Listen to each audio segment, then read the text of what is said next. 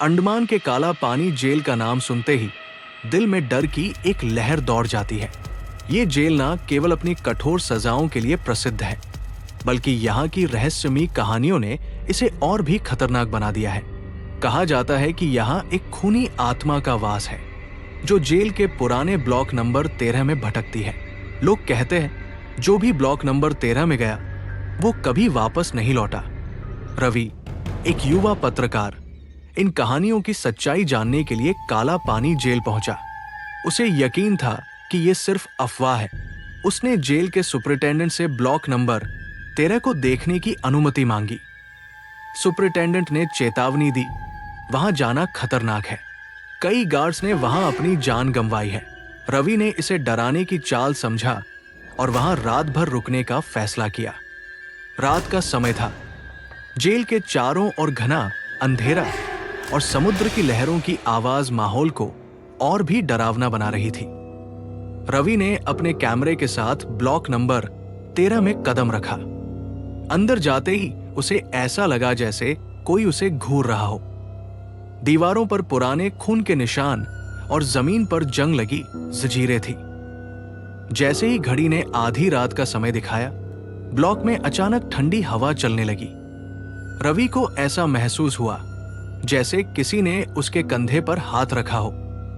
उसने पीछे मुड़कर देखा, लेकिन वहां कोई नहीं था। अचानक उसे दीवार पर खून से लिखे शब्द दिखाई दिए, यहां से चले जाओ वरना मौत निश्चित है। रवि का शरीर कांपने लगा, लेकिन उसने खुद को शांत किया। तभी उसने एक महिला की चीख सुनी। वो डरते डरते आवाज की दिशा में बढ़ा। वहां उसने एक भूतिया आकृति देखी जो खून से लथपथ थी। वो आकृति रोते हुए कह रही थी, मुझे इंसाफ चाहिए, मुझे मरने नहीं दिया, उन्होंने मुझे मारा है। रवि ने हिम्मत जुटाकर पूछा, तुम कौन हो? आत्मा ने कहा, मेरा नाम सुरभि है। 1942 में मैं इस जेल में बंद थी। मुझे एक ऐसे जुर्म के लिए फांसी दी गई जो मैंने किया ही नहीं था। सुरभि की कहानी सुनकर रवि के रोंगटे खड़े हो गए। उसने बताया कि कैसे जेल के अधिकारियों ने उसे प्रताड़ित किया और उसकी हत्या कर दी गई। उसकी आत्मा तब से इंसाफ मांग रही थी।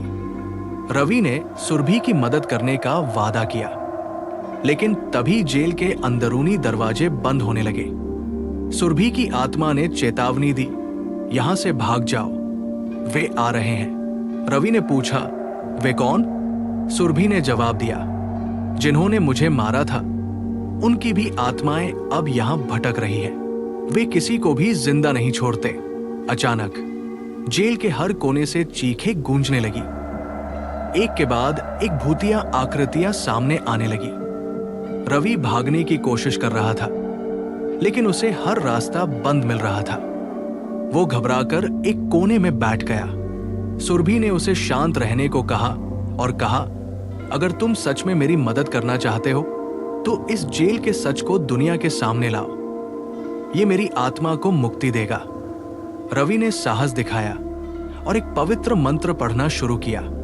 जैसे ही उसने मंत्र पढ़ा, जेल में बंद सभी आत्माएं धीरे धीरे गायब होने लगी। सुबह होने तक रवि बेहोश पड़ा रहा। जब उसने आंखें खोली तो वो जेल के बाहर था। उसका कैमरा अब भी चालू था, जिसमें सुरभि की पूरी कहानी रिकॉर्ड हो चुकी थी। रवि ने सुरभि की कहानी को अपने अखबार और यूट्यूब चैनल पर साझा किया। यह वीडियो तेजी से वायरल हुआ। सरकार ने काला पानी जेल की जांच के आदेश दिए। जल्द ही सुरभि और अन्य कैदियों के साथ हुए अत्याचार का सच सामने आया और जेल को एक ऐतिहासिक स्मारक में बदल दिया गया। सुरभि की आत्मा को इंसाफ मिल गया, लेकिन कहानी यही खत्म नहीं होती। रवि को अक्सर रात में सुरभि की आवाज सुनाई देती है, तुमने मेरा कर्ज चुका दिया। क्या ये आत्मा का आभार था या फिर कुछ और? ये रहस्य अब भी बना हुआ है।